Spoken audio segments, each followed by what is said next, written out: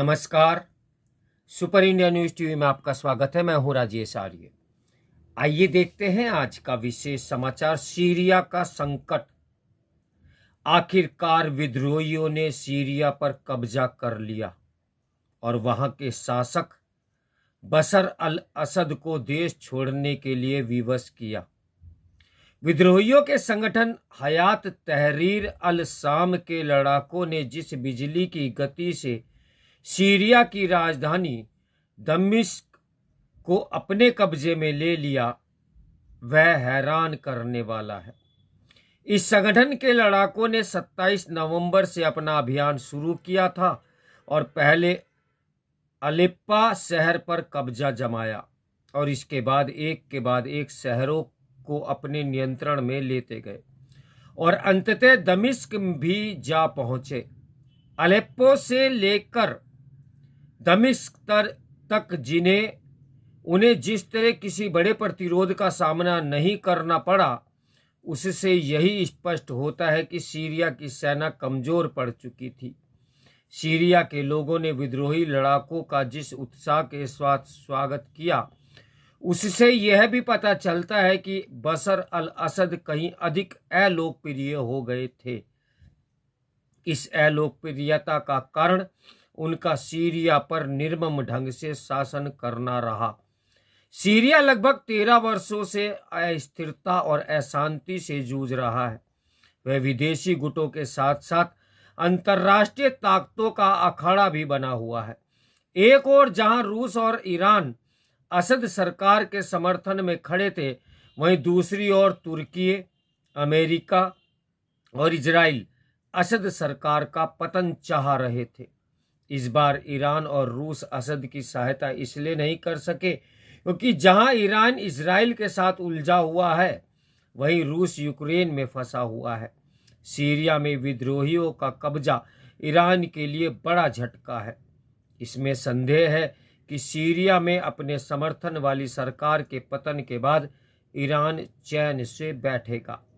भले ही विद्रोही बिना किसी बड़े रक्तपात के सीरिया में काबिज हो गए हों, लेकिन वहां स्थायी रूप से शांति कायम होने के आसार इसलिए कम हैं क्योंकि तुर्की सीरिया को अपने ढंग से चलाना चाहता है।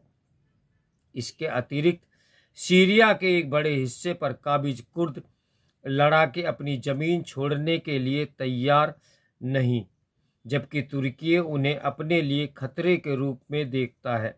सीरिया में अशांति और अस्थिरता का खतरा इसलिए भी दिख रहा है क्योंकि हयात तहरीर अल शाम में वस्तुतः वही लड़ाके हैं जो कभी अलकायदा और इस्लामिक स्टेट के साथ थे। यदि यह संगठन सीरिया में शांति और स्थिरता लाने के बजाय अपने प्रभाव क्षेत्र को बढ़ाने की कोशिश करता है, तो इजराइल और कुर्द विद्रोहियों के साथ उसका टकराव तय है। अब पश्चिमी एशिया के देशों को यह सुनिश्चित करना होगा कि हयात तहरीर अल शाम का सीरिया पर कब्जा जिहादी तत्वों के मनोबल को बढ़ाने का काम न करे, चूंकि इसकी भरी पूरी आशंका भी है कि सीरिया में जो कुछ हुआ उससे दुनिया भर के जिहादी संगठन बेलगाम हो सकते हैं। इसलिए भारत को भी सतर्क रहना होगा। इसलिए और भी क्योंकि पाकिस्तान में तो ऐसे संगठनों की सक्रियता है ही, बांग्लादेश में भी वे सिर उठाते दिख रहे हैं। उधर हिंदुस्तान में विदेशी हस्तक्षेप। भाजपा सांसद सवित्र पात्रा ने लोकसभा में नेता प्रतिपक्ष राहुल गांधी पर विदेशी ताकतों के इशारे पर देश के हितों के खिलाफ काम करने का जो सनसनीखेज आरोप लगाया, उसके बाद दोनों दलों में तकरार और अधिक बढ़ना तय है। इसका असर संसद की कार्यवाही पर भी पड़ सकता है, जो पहले से ही हंगामे का शिकार है। सवित्र पात्रा ने इस आधार पर राहुल गांधी को कटघरे में खड़ा किया कि एक फ्रांसीसी मीडिया समूह ने एक यह रहस्य उद्घाटन किया कि स्वयं को संगठित अपराध और भ्रष्टाचार से लड़ने और स्वतंत्र बताने वाला अमेरिकी मीडिया समूह OCCRP वस्तुतः न केवल वहां की सरकार की वित्तीय सहायता से चलता है, बल्कि उसकी एजेंसियों के हिसाब से दूसरे देशों और वहां के संस्थानों को निशाना भी बनाता है। इतना ही नहीं, OCCRP की अमेरिकी निवेशक जॉर्ज सोरोस के ओपन सोसाइटी फाउंडेशन से भी पैसे मिलते हैं। जॉर्ज सोरोस के बारे में यह किसी से छिपा नहीं कि वह मोदी सरकार के कटु आलोचक हैं। यह भी किसी से छिपा नहीं कि OCCRP किस तरह भारत को नीचा दिखाने वाली खबरें प्रकाशित करता रहा है। OCCRP अदानी समूह के खिलाफ भी हमलावर रहा है।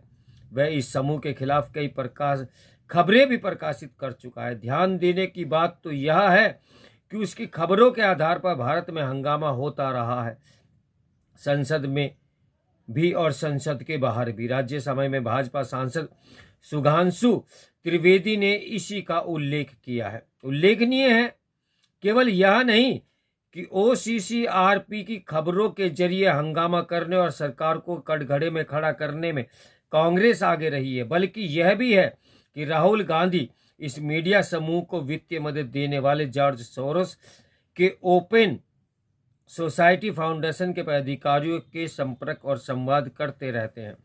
कहना कठिन है कि राहुल गांधी किस उद्देश्य से ओपन सोसाइटी फाउंडेशन के पदाधिकारियों से मिलते रहे हैं, लेकिन ये कोई रहस्य नहीं कि कुछ विदेशी मीडिया संस्थान और गैर सरकारी संगठन भारत की छवि खराब करने में लगे रहते हैं।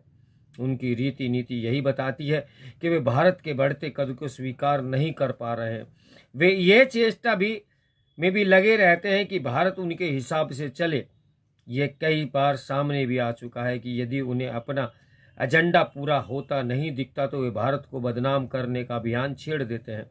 कोविड महामारी के दौरान ऐसे संगठन भारत में स्थिति बेकाबू बताने में लगे हुए थे। भाजपा के आरोपों पर कांग्रेस का कुछ भी कहना हो, यह कोई नई अनोखी बात नहीं कि कई विदेशी ताकतें ऐसी हैं जो भारत का हित नहीं चाहती।